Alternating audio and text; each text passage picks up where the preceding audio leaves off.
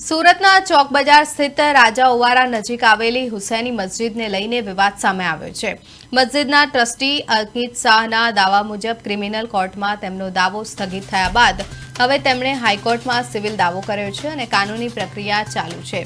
ગતરોજ પાલિકા દ્વારા રાજા ઓવારા નજીક ઝીરો દબાણ રૂટ પર ડિમોલેશનની કાર્યવાહી કરવામાં આવી હતી।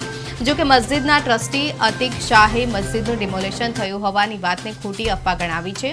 બીજી તરફ પૂર્વ કોર્પોરેટર દીપક આફ્રિકાવાળાએ મસ્જિદને ગેરકાયદે વકફ હોવાનો આક્ષેપ કર્યો છે। સમગ્ર મામલે અતિક શાહનો દાવો છે કે પાલિકાએ મસ્જિદનું કોઈ ડિમોલેશન કર્યું નથી। મસ્જિદ હાલ પણ હયાત છે અને હાઈકોર્ટમાં સિવિલ દાવો ચાલુ છે।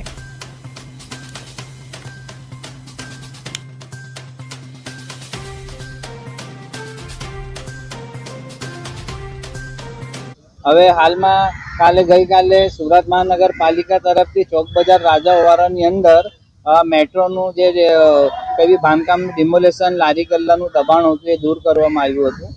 બાકી એમની જે એક વિડીયો દીપક આફ્રિકાવાલા તરફથી એમ ફરતી થઈ કે ભાઈ મસ્જિદનું જે ડિમોલેશન ગેરકાયદેસર વકફ ગેરકાયદેસર આ બધી વિડીયો વાયરલ થઈ એટલે અમે એ બતાવવા માંગીએ છીએ કે ભાઈ સુરત મહાનગરપાલિકાએ કોઈ બી રીતનું મસ્જિદને નુકસાન પહોંચાડેલું નથી ને હાલમાં અમારી આ મેટર ગુજરાત હાઈકોર્ટની અંદર સિવિલમાં ચાલી રહી છે અને એ ખોટી અફવાઓથી સાવધાન રહો કે ખોટી અફવા શહેરમાં ના ફેલે ને શહેરનું માહોલ ના બગડે અને ખરી હકીકત મસ્જિદ હુસૈની સલામત છે ને હાલમાં પણ મસ્જિદ હાજર છે અને સુરત મહાનગરપાલિકા તરફથી કોઈ પણ એને પગલાં લેવામાં આવ્યા નથી અને હાલમાં આ અલ્લાહનું ઘર છે મસ્જિદ હુસૈની હાલમાં પણ કાયમ છે અને કયામત સુધી કાયમ રહેશે।